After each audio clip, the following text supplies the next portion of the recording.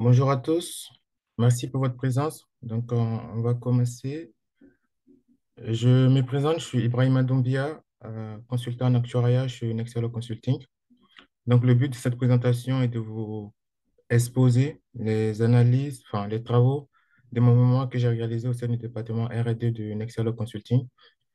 Alors, l'idée générale de ces travaux était d'analyser l'impact de l'ajout du Bitcoin dans le portefeuille d'un assureur-vie sous la norme Solvabilité 2. Donc, cette présentation va durer environ une quarantaine de minutes. Ensuite, je pourrai répondre aux éventuelles questions.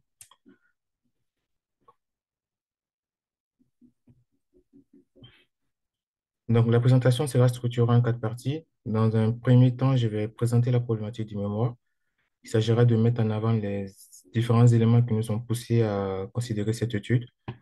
Ensuite, je présenterai les travaux de calibrage et d'ajustement des modèles ALM existants, afin que ce dernier puisse intégrer le Bitcoin dans l'activité de l'assureur vie.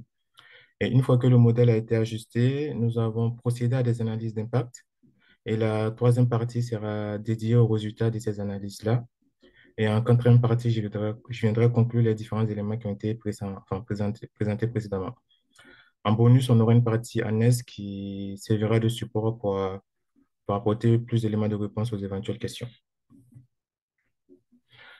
Donc, pour présenter la problématique, je vais introduire brièvement les cryptoactifs en faisant un focus sur le Bitcoin. Ensuite, nous verrons quel pont peut être construit entre l'assurance vie et le Bitcoin en tant qu'actif d'investissement, donc ce qui va nous amener à la problématique. Une fois que la problématique sera posée, je présenterai la démarche de réponse qui a été adoptée pour répondre à la problématique.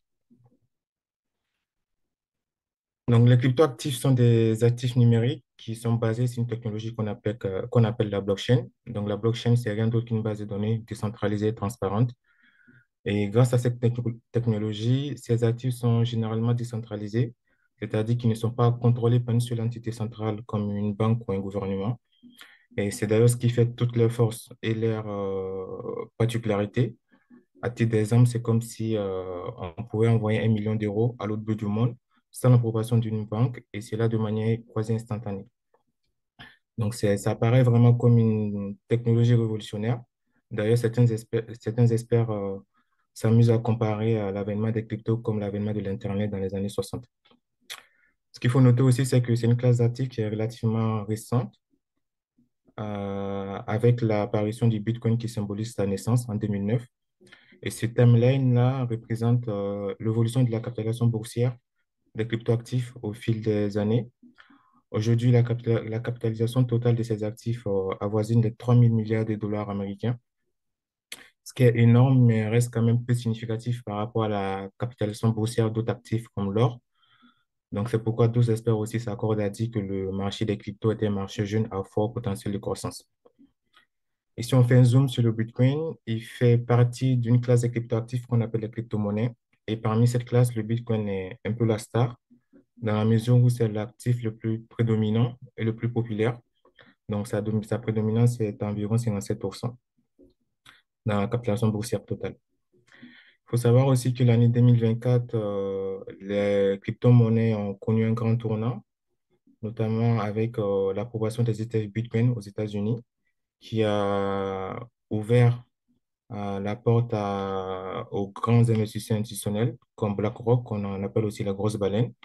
Donc, cela a contribué à l'adoption de ces actifs numériques-là et surtout à l'apport de beaucoup plus de liquidités dans le marché des crypto-monnaies.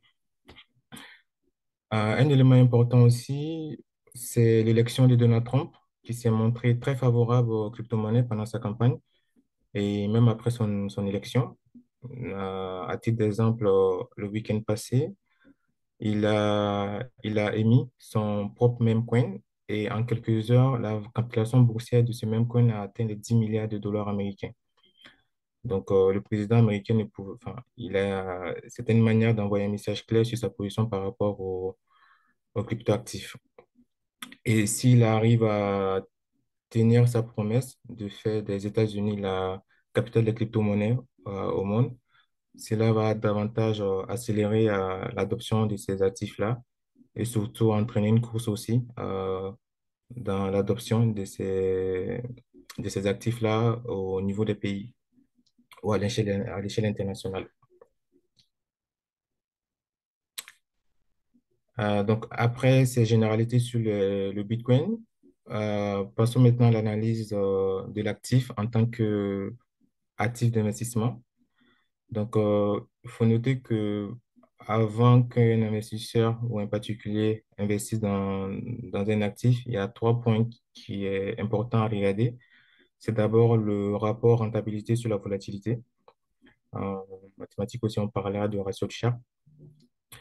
Et quand on regarde le Bitcoin, les données historiques du Bitcoin, on voit que malgré la forte volatilité du Bitcoin, l'actif, l'actif numérique présente quand même une rentabilité très intéressante à long terme. En effet, sur les 10 dernières années, le Bitcoin est passé d'environ 500 euros à environ 5 000 euros aujourd'hui, soit un fois 200, ce qui est énorme.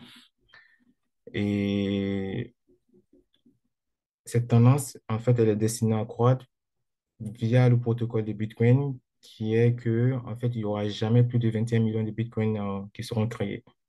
Donc, on voit que l'offre, enfin, au fil des années, la demande sera supérieure à l'offre et la valeur du Bitcoin est censée augmenter au fil des années. À moyen terme aussi, les performances du Bitcoin restent attrayantes. Donc, à moyen terme, je parle à l'échelle d'une année. Par exemple, sur les graphiques en haut, à droite, on voit qu'en 2023, le Bitcoin a su performer sur la plupart des actifs classiques et reconnus sur le marché, comme le S&P 500. Et cette tendance a été vérifiée encore en 2024, où le Bitcoin a affiché une rentabilité de 120% contre 23% pour le S&P 500. Une autre caractéristique à vérifier chez un actif avant d'investir, c'est son potentiel de diversification. Donc, on attend par potentiel de diversification la capacité d'un actif à réduire le risque global du portefeuille lorsque l'actif est intégré dans le portefeuille en question. Et ici, si on regarde la corrélation du Bitcoin avec les autres actifs du marché, on voit à travers la première colonne de cette matrice de corrélation que le Bitcoin est faiblement corrélé avec la plupart des actifs établis sur le marché. Donc, cela pourrait représenter un levier de diversification intéressant lorsque le Bitcoin sera introduit dans un portefeuille d'actifs classiques. Enfin, le troisième critère, c'est le risque de liquidité de l'actif. Ce critère est très important pour les investisseurs institutionnels. C'est la capacité enfin, le risque de liquidité, c'est les capacités à vendre, à échanger l'actif sans détériorer la valeur marché de l'actif. Et on voit que le Bitcoin devient de plus en plus liquide avec des volumes d'échange qui sont de plus en plus élevés et des spreads qui sont relativement faibles sur la plupart des plateformes d'échange telles que Binance ou en Europe encore on parle de Bitpanda. Donc en somme, à travers ces analyses basées sur les données historiques, on peut déduire que le Bitcoin offre des opportunités d'investissement qui pourraient améliorer la performance globale du portefeuille d'un investisseur institutionnel, surtout avec une vision à long terme. Donc, on peut se demander pourquoi ces opportunités peuvent intéresser un assureur vie en tant qu'investisseur institutionnel, surtout qu'on sait que le secteur de l'assurance est un secteur très réglementé. Donc, commençons d'abord par rappeler quelques particularités sur l'assurance vie. Donc, c'est une branche d'assurance qui va couvrir les risques qui sont liés à la vie humaine. Et la grosse particularité, c'est que les contrats d'assurance vie sont souvent sur le long terme. Donc, l'exemple typique des contrats d'épargne ou de retraite. Et donc, cette caractéristique-là va permettre aux assureurs, donc sous réserve des mécanismes de rachat, de disposer des cotisations des assurés sur de long terme et les inciter ainsi à aller rechercher des options d'investissement plus rentables pour rester compétitifs. Il faut rappeler que via les mécanismes de revalorisation des contrats, les assureurs vie vont jouer sur les bénéfices réalisés sur le marché pour soit fidéliser les clients, soit distribuer des dividendes à leurs actionnaires. Et donc, le Bitcoin, grâce à sa rentabilité à long terme, pourrait représenter une option d'investissement intéressante pour les assureurs vie. De plus, il peut répondre aussi aux exigences de liquidité et de diversification imposées par la norme prudentielle. Cependant, son caractère très volatile met à défaut le personne de l'apprécie enfin, non, le principe de la personne prudente imposé par la norme solvabilité 2. En effet, selon ce principe-là, les investissements des assureurs vie doivent, euh, doivent être réalisés sur des actifs qui sont sûrs. Or, les cryptoactifs, en raison de leur volatilité et de leur nature très spéculative, sont souvent jugés incompatibles avec ce principe-là. De plus, l'intégration du Bitcoin dans les portefeuilles des assureurs vie poserait des défis considérables aussi en matière de sécurisation de ces actifs. Notamment, là, je parle notamment des risques de vol des clés ou de la faillite de certaines plateformes d'échange, l'exemple de FTX en 2022. Toutefois, avec l'avènement de l'IA, mais aussi les avancées technologiques et les récentes évolutions réglementaires, notamment aux États-Unis avec les approbations des systèmes Bitcoin et Ethereum aussi récemment, mais aussi en Europe avec la réglementation MiCA ou la loi PAC 2 qui essaie d'établir un cadre de gestion et d'adoption du Bitcoin à l'échelle européenne. On pourrait penser à une évolution réglementaire en Europe permettant aux assureurs vie d'investir directement dans les cryptoactifs.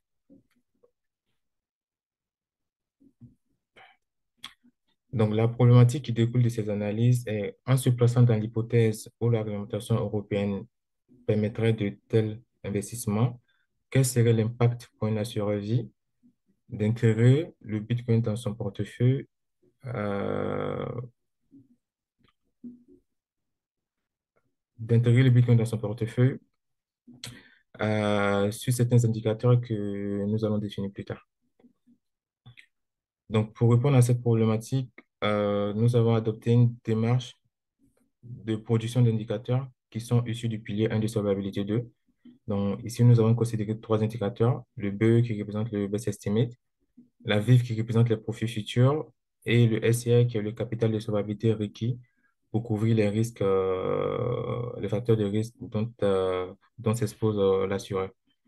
Donc, pour cela, pour produire ces indicateurs, une série d'études a été réalisée pour intégrer le Bitcoin dans l'activité de l'assureur vie en faisant l'hypothèse que ce dernier opère uniquement sur le périmètre de l'épargne euro. Donc, concrètement, nous avons fait appel à un modèle ALM qui a nécessité des ajustements. Euh, D'abord, il fallait calibrer des nouveaux paramètres d'entrée, comme un choc Bitcoin, un générateur de scénario qui est risque ou neutre spécifique au Bitcoin, et une nouvelle matrice de corrélation du marché qui inclut le facteur de risque Bitcoin dans la matrice déjà existante. Donc, une fois que ces paramètres d'entrée ont été calibrés, le modèle ALM a été ajusté en conséquence. Et enfin, nous avons pu produire des indicateurs, les trois indicateurs clés pour nos analyses d'impact. Donc, les zones en vert sur ce schéma représentent les travaux qui ont été réalisés sur le modèle ALM existant.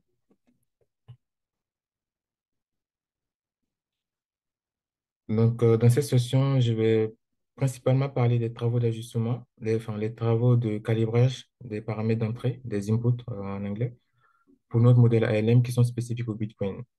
Et pourquoi? Parce que c'est les travaux qui ont consacré les trois quarts des travaux qui ont été réalisés. Mais je mettrai quelques mots sur l'ajustement du modèle ALM aussi qui a été fait. Donc, on commence par le calibrage du choc Bitcoin. Donc, ce qu'il faut savoir, c'est que pour la plupart des actifs du marché, que ce soit les obligations, les actifs obligataires ou les actions, le régulateur l'IOPA a déjà calibré et publié des valeurs de choc pour tous ces actifs-là. Cependant, il existe un vide réglementaire pour le Bitcoin, pour les actifs numériques. Donc, d'où la nécessité pour nous de calibrer un choc Bitcoin conformément à la norme solvabilité 2. Donc, la formule encadrée en bleu est la formule qui permet le calcul du choc. Donc, l'idée, c'est de calculer un quantile à 0,5% des rendements de l'indice considéré, qu'on vient ensuite retraiter pour que la valeur du choc soit comprise en 0,100%. Donc, cette formule peut se décliner en plusieurs approches. Et une des approches est l'approche paramétrique, où on va considérer le quantile paramétrique d'une loi ajustée.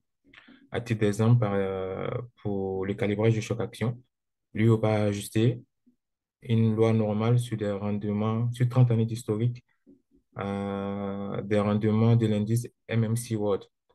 Et une fois que cette loi normale a été ajustée, le quantile qui a été calculé à partir de cette loi-là fut retenu pour le chaque action type 1 qui est de 39%.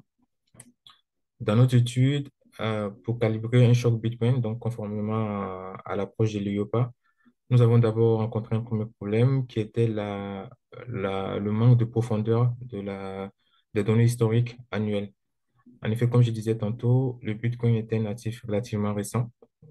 Donc, nous avons disposé que de 12 observations annuelles au moment de notre étude, ce qui est statistiquement peu robuste pour l'ajustement des lois statistiques. Donc, toutes les approches qui vont être développées par la suite ont été dans le but de contourner en fait cette manque de données afin d'arriver à un choix pertinent du choc pour le Bitcoin. Donc, ces approches-là, on les a réparties en deux catégories, une approche stochastique et une approche paramétrique. Donc, l'approche paramétrique, c'est l'approche qui est similaire à celle de l'IOPA. D'abord, il faut noter que l'utilisation de la loi normale par l'IOPA a été beaucoup critiquée parce que certains experts jugent la loi normale inadaptée à la plupart des rendements des actifs financiers. Donc, nous avons tenu compte de cette critique-là en sélectionnant d'abord un pool de lois paramétriques qui part de la loi normale jusqu'à des lois peu connues qu'on appelle les lois hyperboliques généralisées. Et une fois que le pool de lois a été défini, nous avons ensuite considéré plusieurs bases de données qui sont liées au Bitcoin. Donc, on a d'abord utilisé la base de rendement annuel de 12 ans, même si c'est peu robuste statistiquement parlant, mais ça permettait d'avoir un premier résultat. Ensuite, on a voulu donner un peu plus de profondeur à la base de données. Pour cela, on a fait appel à la méthode des rendements annuels glissants. Donc, c'est une méthode qui permet de calculer les rendements, pas sur une année civile, mais en glissant l'année euh, chaque jour, enfin en glissant la fenêtre annuelle chaque jour. Donc, cela a permis à améliorer considérablement la profondeur de l'historique.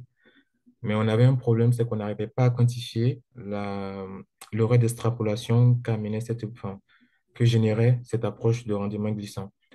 Donc, ce qui nous a amené à considérer une troisième approche qui est les rendements mensuels. Donc, on a considéré les rendements, on a calibré un choc sur les rendements mensuels, donc, ce qui nous a permis d'avoir un choc mensuel. Ensuite, on a converti ce choc mensuel en choc annuel en calibrant un facteur d'annualisation.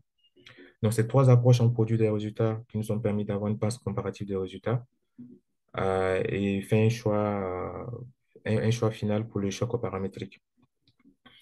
Ensuite, on a vu que la littérature proposait aussi des modèles euh, qui, qui étaient intéressants dans la modélisation des actifs comme le Bitcoin, notamment le modèle MSAR, Markov Switching Autoregressive Model. C'est le modèle autorégressif à changement de régime markovien. Et donc, l'idée de cette approche, de l'approche stochastique, c'est de diffuser des trajectoires de prix en monde réel. C'est comme si on crée un jeu sur monde réel pour compléter la base de données existante et ensuite calibrer un choc selon la formule qui est mentionnée ci-dessous. Donc, le modèle MSAR a l'avantage aussi de s'ajuster autant sur les données stationnaires que sur les données non stationnaires. Donc, c'est pourquoi nous avons choisi deux bases de données. La base de log rendement journalier, donc, qui est une base de données stationnaire, et la base de données log prix journalier, qui, elle, pour coup, n'est pas stationnaire. Donc, l'idée, c'était d'avoir aussi une base comparative de résultats et voir quelle approche permettrait avec le modèle d'avoir des chocs pertinents. Donc, ce tableau résume les différents résultats issus de toutes ces approches qui ont été analysées. Donc, on a constaté non pas une convergence de toutes ces approches vers une valeur de choc, mais vers un intervalle de valeur de choc éligible qui est compris entre 77% et 90%. Ensuite, l'une des approches de l'approche stochastique nous a permis de construire non pas une densité de rendement, mais une densité de choc calibrée. Et on a vu que la médiane de cette densité-là s'est retrouvée autour de 84%. Une valeur aussi qu'on a retrouvée beaucoup avec les meilleurs modèles des approches paramétriques. Donc, c'est pourquoi la valeur de 84% a été choisie comme valeur de choc pour le Bitcoin dans notre étude.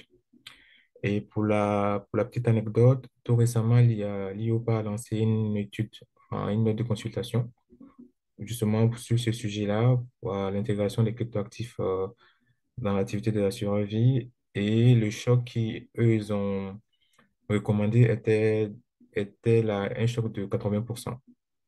Donc, ce qui montre que notre étude, enfin, qui se rapproche un peu des chocs, de la valeur 84% que nous avons définie dans notre étude. Après le calibrage du choc, il fallait calibrer aussi un GSE, notre risque pour le Bitcoin. Euh, donc, la première étape déjà était de choisir un modèle qui allait modéliser, en tout cas notre sous-jacent qui est le Bitcoin. Et la littérature propose plusieurs modèles qui partent de la variance gamma composant de Saut, le modèle d'Eston, la variance Doug gamma.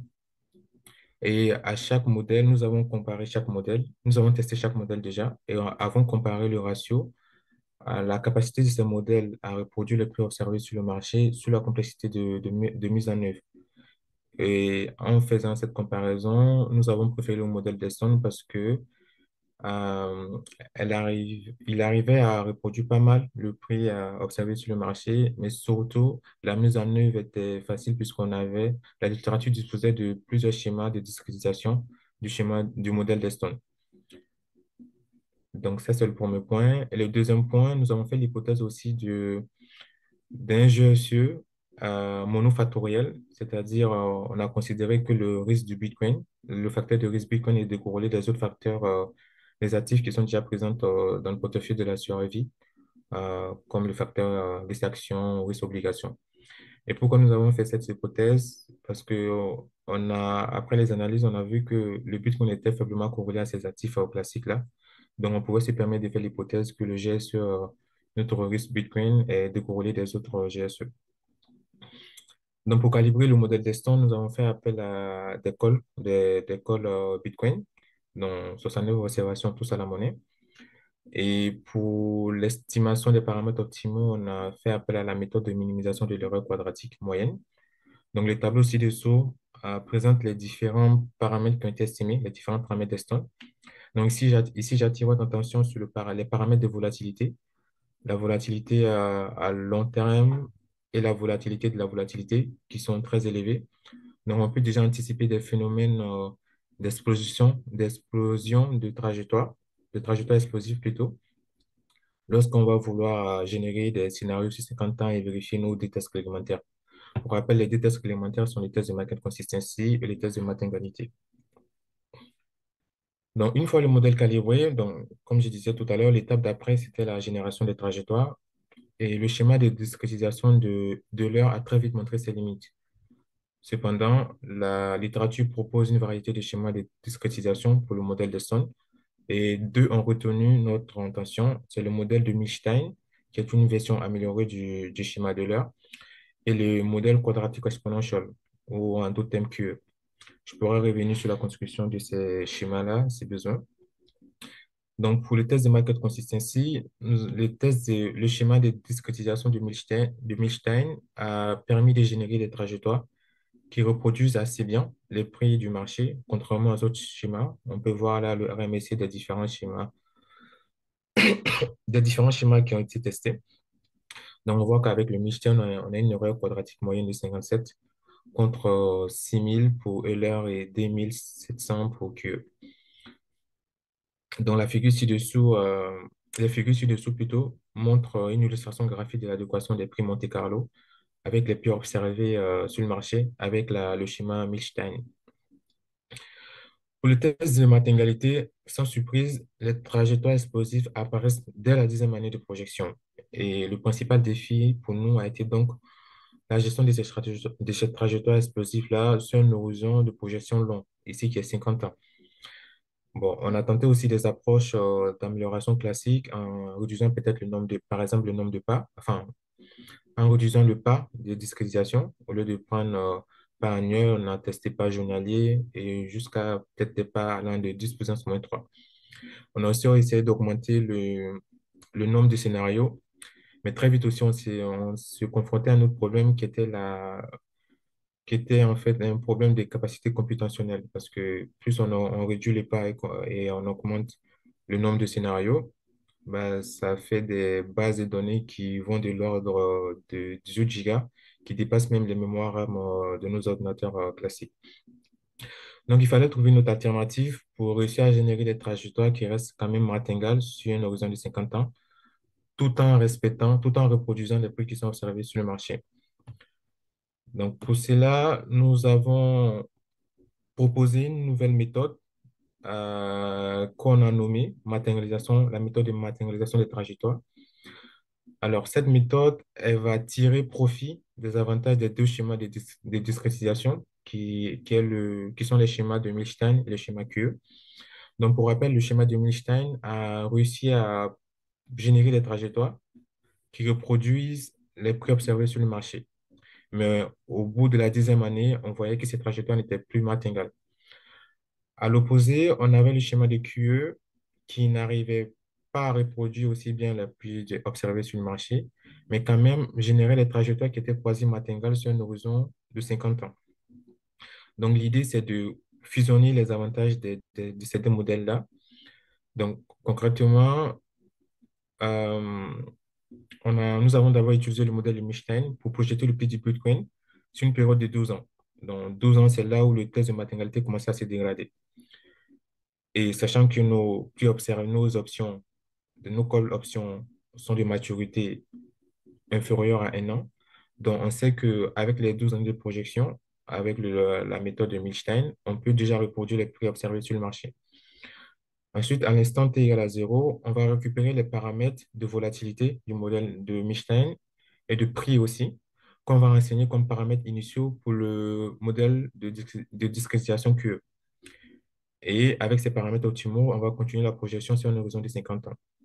Donc, cette approche nous a permis de générer du coup un GSE qui reste martingale sur 50 ans, comme le montre la courbe à droite, qui reste martingale sur 50 ans, mais qui reproduit aussi les prix observés sur le marché.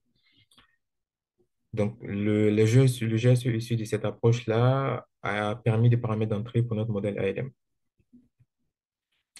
Enfin, ensuite, nous pensons à la construction de de la nouvelle matrice de corrélation qui inclut le risque Bitcoin. Donc, nous avons adopté la même démarche que l'IOPA, c'est-à-dire calculer une corrélation linéaire entre le facteur de risque Bitcoin et les autres facteurs de risque qui étaient présents dans notre portefeuille, dans le portefeuille de notre modèle existant.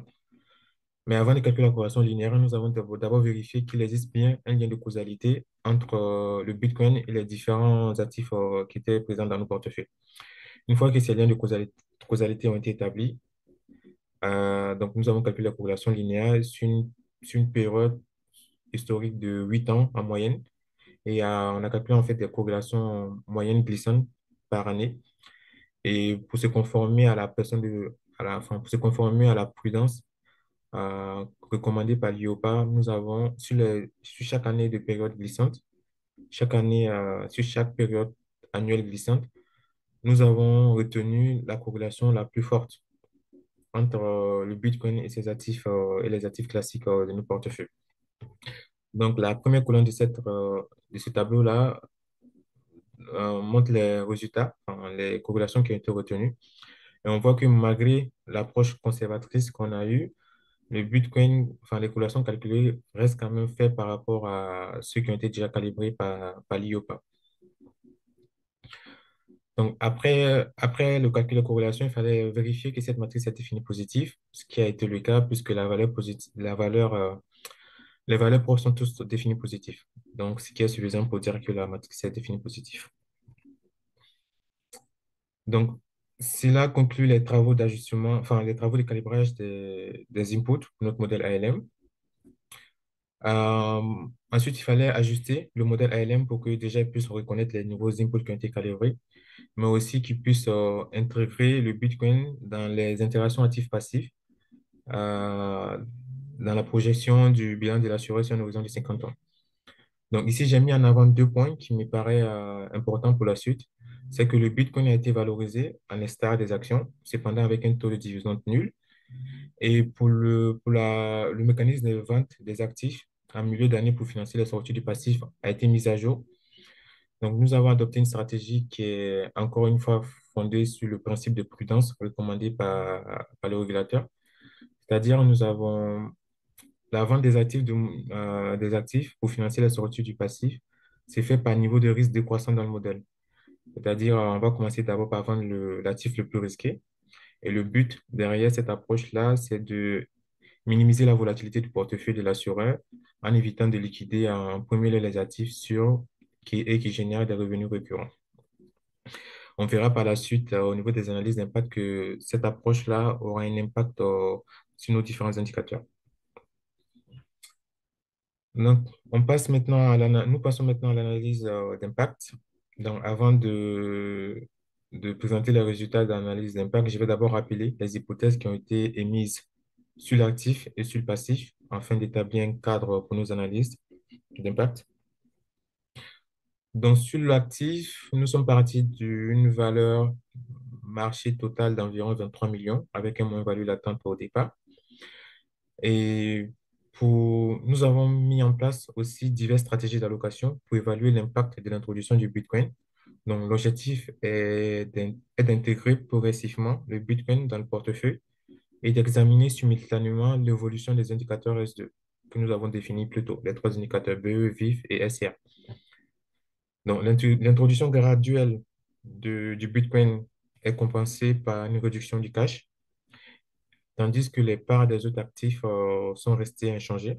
Donc, l'objectif aussi dans cette approche est de distinguer en fait le fait du Bitcoin dans nos analyses. Donc, à cet effet, on a même rajouté une portefeuille de référence dans le Bitcoin. Sur le passif, donc nous sommes partis de trois modèles points avec des TMG qui sont proportionnels à l'ancienneté. Le passif initial aussi a été calibré de telle sorte à ce que le bilan initial soit équilibré, c'est-à-dire actif égal à passif. Donc, nous avons défini en conséquence les réserves pour la provision, participation aux bénéfices, réserve pour capitalisation, fonds propres, etc. Pour la mortalité, donc, nous avons adopté la taxe réglementaire F002 publiée par l'INSEE. Pour les rachats partiels, une loi des rachats déterministes basée sur l'ancienneté a été retenue. Des rachats dynamiques sont également déclenchés dans le modèle en fonction du taux servi et du taux attendu. Et pour le taux cible, nous avons adopté le taux zéro coupon 10 ans dans notre modèle ALM. Et des taux pour participation bénéfice aussi, nous avons retenu le taux réglementaire imposé par la réglementation qui est formulé ci-dessous.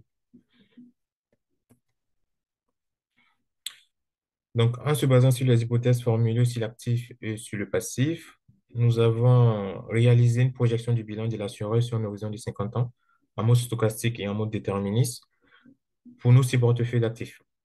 Et les résultats des indicateurs BE-VIF sont résumés dans ce tableau. Donc, nous constatons plutôt que l'ajout progressif du Bitcoin entraîne une hausse des engagements de l'assureur qui se voit à travers le BE. On voit que le BE augmente au fur et à mesure que la part du Bitcoin augmente. Et à l'inverse, la VIF diminue, donc qui représente une baisse de ses profits futurs. Par ailleurs, la TVOC, du coup, qui est la différence entre le BE Sto et le BE dette, on voit que la TVOC augmente également avec l'ajout du Bitcoin. Donc, cette augmentation suggère que le coût des options et garanties incluses dans le contrat devient de plus en plus importante avec la volatilité introduite par le Bitcoin. Donc, nous avons cherché à comprendre pourquoi on avait de tels mouvements.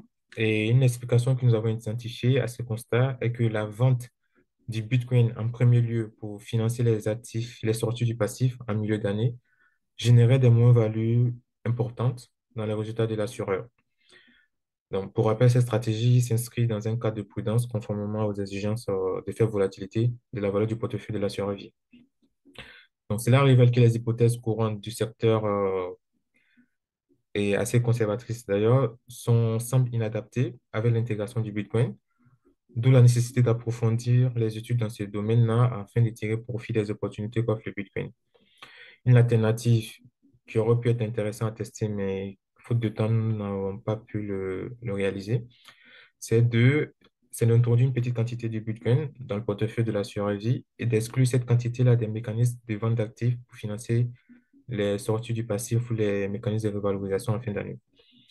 Donc, ces tests-là, elle aurait permis, enfin, il aurait permis plutôt d'apprécier le potentiel du Bitcoin à long terme, euh, d'autant plus qu'on a précisé au tout début que le Bitcoin est très volatile, mais à long terme, il affiche quand même des rentabilités qui sont très intéressantes.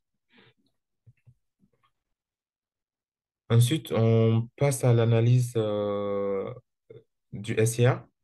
Ici, nous avons restreint l'analyse du SIR au SIR du marché, c'est-à-dire aux risques qui sont liés au marché. Donc, nous avons constaté également que le SIR du marché croît avec l'ajout progressif du Bitcoin.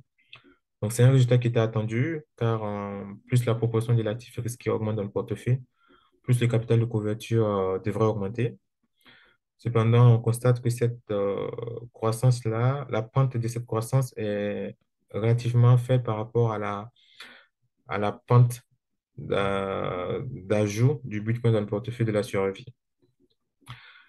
Et dans la figure à droite, nous avons décomposé en fait le SIA marché du portefeuille 5, c'est-à-dire le portefeuille avec 5% de Bitcoin et 5% d'actions. Et on constate que pour une même proportion du Bitcoin et de l'action, donc 5%, et pour un choc Bitcoin deux fois supérieur à celui du choc action, dont on est entre 84% et 39%. Pour rappel, les actions qui sont présentes dans nos portefeuilles sont les actions de type 1. Donc, on constate que déjà pour 5%, pour même une même allocation, et pour un choc du Bitcoin deux fois supérieur à celui de l'action, le SCA du Bitcoin est quatre fois supérieur à celui du SCA action, dont l'effet est ainsi doublé.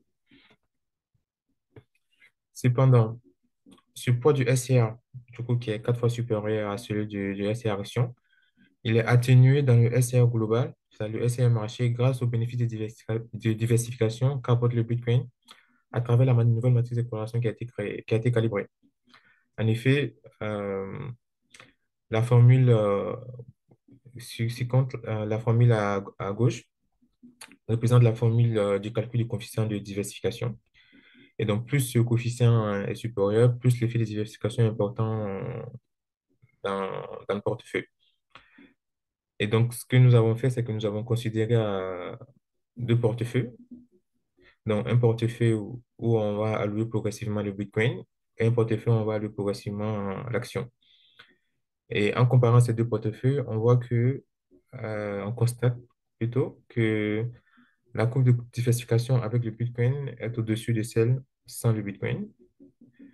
Et cependant, cette courbe-là commence à stagner au bout d'une allocation de 2%.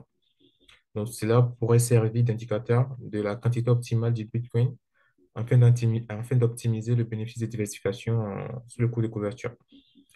Donc, à l'alternative que j'avais proposée tout à l'heure d'intégrer une petite proportion du Bitcoin, ben, on peut se dire que une, une ouverture, en tout cas un test qui aurait été intéressant de réaliser, était d'intégrer 2% du Bitcoin dans le portefeuille et d'exclure ces 2%-là des mécanismes de vente d'actifs pour financer la sortie du passif. J'arrive à la conclusion. Donc,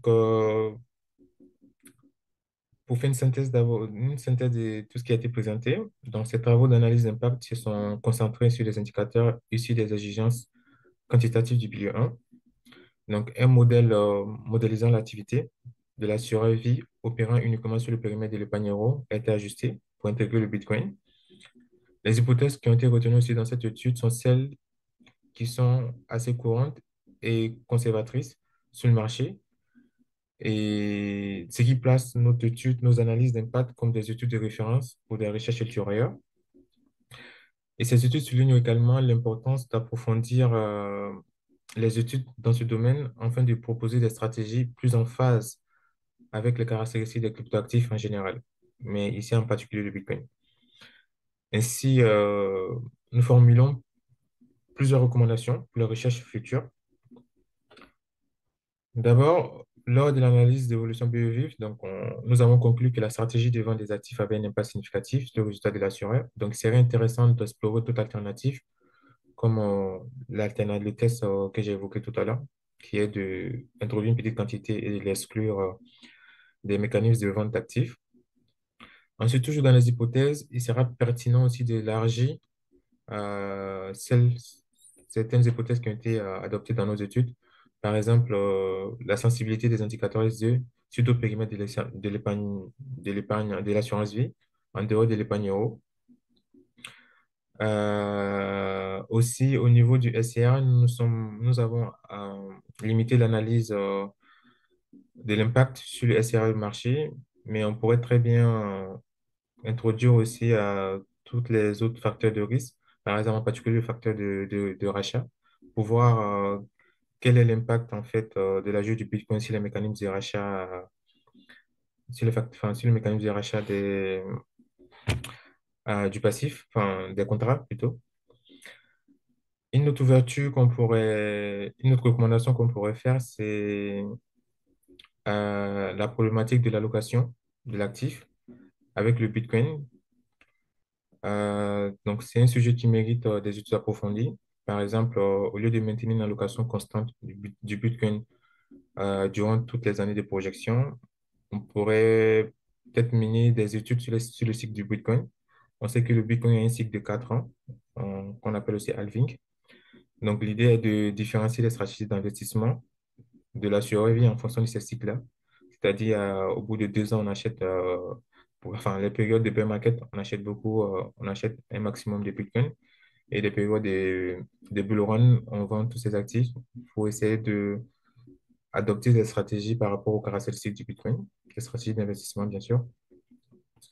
Et enfin, l'utilisation du machine learning sur l'interprétation des effets de volatilité implicite pourrait permettre aussi de définir des métriques aidant à anticiper les crashs imminents du marché des crypto-monnaies et d'en sortir à temps. Donc, en définitive, ces pistes de réflexion soulignent l'importance de poursuivre encore une fois, de poursuivre les recherches dans ce domaine afin de maximiser les avantages, les opportunités offertes par les crypto-monnaies tout en minimisant les risques pour les assurés vie. Donc, ceci marque la fin de cette présentation. Euh, donc, s'il y a des questions, des éventuelles questions, dans le chat, je suis disposé à répondre. Merci pour votre attention.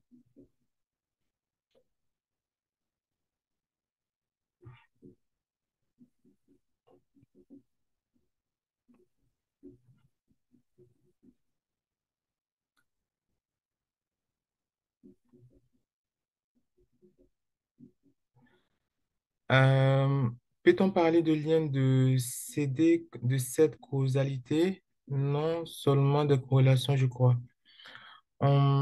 Pourquoi j'ai parlé de lien de causalité? Parce que les crypto actifs, dans les actifs numériques, euh, en fait, il n'est pas intuitif d'établir un lien de causalité, par exemple, entre les bitcoins et les actifs immobiliers, surtout en Europe.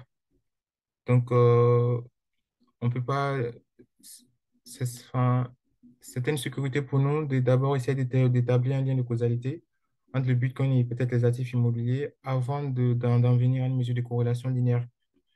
Parce que il y a un dicton qui dit que corrélation n'est pas causalité, enfin, corrélation n'est pas forcément causalité.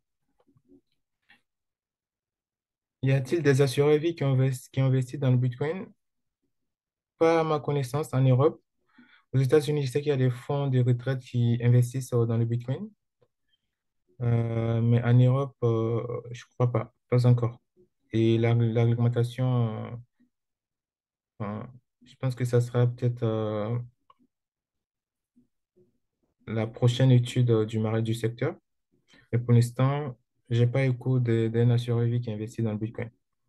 Mais justement, l'idée de cette étude-là, c'est de dire, avec le passif des assureurs vie, donc qui sont à duration longue, et le potentiel du Bitcoin la rentabilité du Bitcoin à long terme qui a toujours fait ses preuves. À long terme, les rentabilités sont toujours intéressantes. Donc, pour un assureur vie, voilà, l'idée de l'étude, c'est est-ce que ça peut être intéressant pour un assureur vie? Et là, on a constaté qu'avec les hypothèses classiques du marché, ça risque d'être un peu compliqué. Il faut encore approfondir les études sur ce secteur.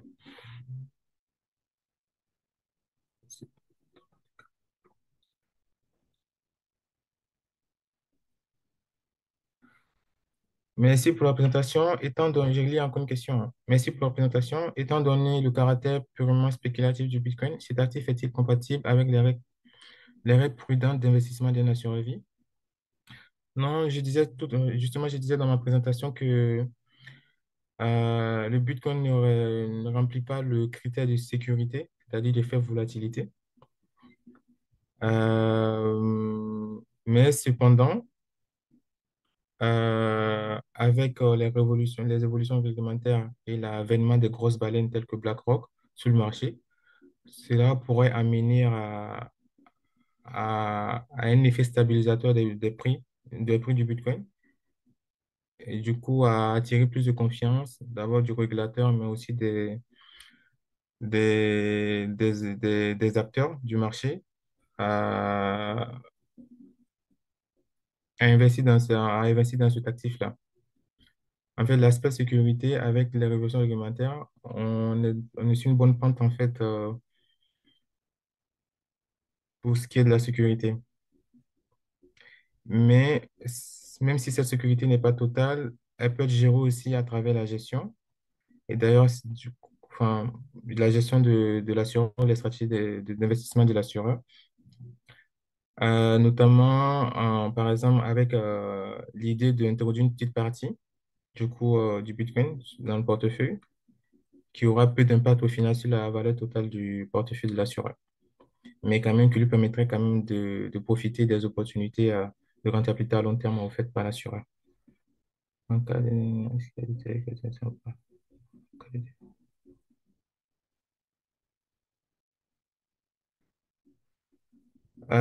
j'ai une question. En cas de différence de plateforme crypto type FTX, est-ce que les ETF sur crypto sont impactés? Et si oui, comment? Alors, le marché des cryptos enfin, c'est un marché qui est très corrélé, très dépendant. Euh, et comme c'est des actifs qui sont décentralisés, donc tout va se jouer enfin, sur le sentiment du marché. Et donc, par exemple, si la différence je prends par exemple la différence de Bitpanda. Si Bitpanda venait à être en faillite, je crois que ça va entraîner beaucoup de mouvements de, pas forcément de vente, mais peut-être parce que une option aussi pour sécuriser les actifs, c'est de les avoir sur des ledgers. Et quel mouvement ça peut créer si une plateforme est en faillite sur les ETF? Bah, tout va dépendre en fait de les détenteurs de enfin, les grosses baleines qui créent ces ETF-là, comment ils vont réagir par rapport à cette plateforme-là. S'ils avaient des investissements sur ces plateformes-là, bah, sûrement ça se ferait ressentir. Les ETF Bitcoin pourraient être impactés. Ça, c'est mon avis.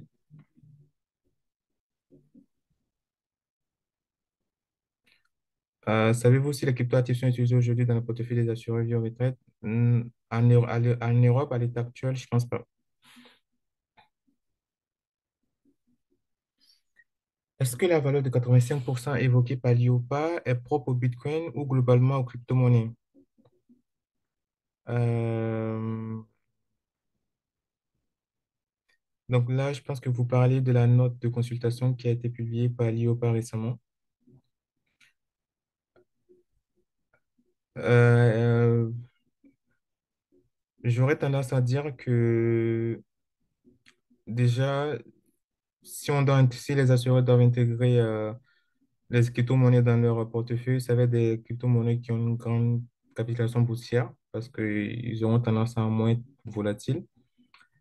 Donc, pour les 85%, j'aurais tendance à dire que ça va concerner du coup les actifs qui sont les plus prédominants sur le marché. Mais ce que l'UOPA dit elle-même, ça, j'ai pas beaucoup plus de détails sur ça. J'ai pas fait attention à ce détail-là.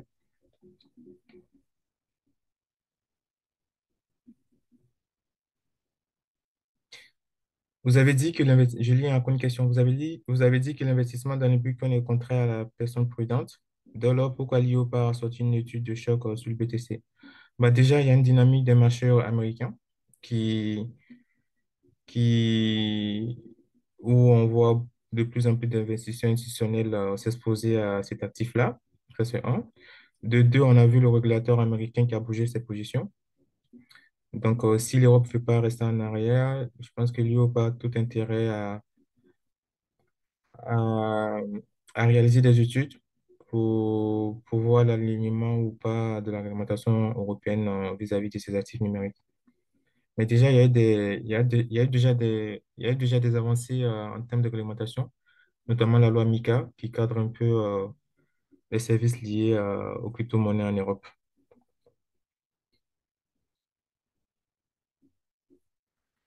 Y a-t-il des études de marché? Y a-t-il des études de corrélation entre les marchés actions et les marchés Bitcoin?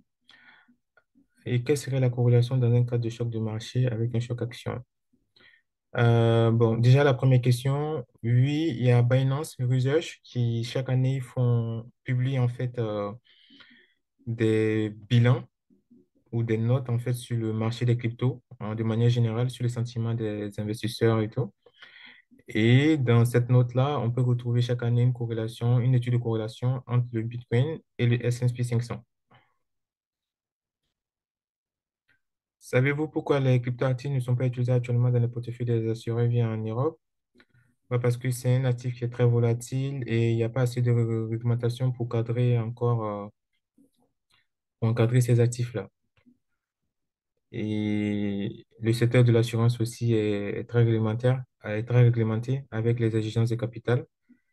Et donc, à titre d'exemple, par exemple, on a vu que les SCR augmentaient en fonction de l'intégration du Bitcoin.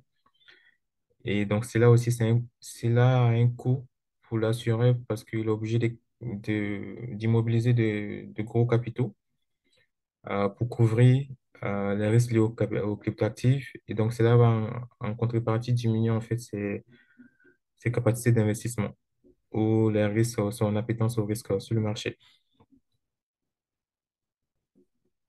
Et nous arrivons à la fin. Ça fait déjà 1 heure qui était le temps prévu. Donc, je vous remercie pour votre intérêt. J'espère que ce sujet vous a passionné autant il m'a passionné. En tout cas, j'ai pris beaucoup de plaisir à faire les recherches. Et je profite aussi pour remercier mes encadreurs qui m'ont qui m'ont mis à disposition les ressources nécessaires pour aller au bout de cette étude. Merci et bonne journée à vous.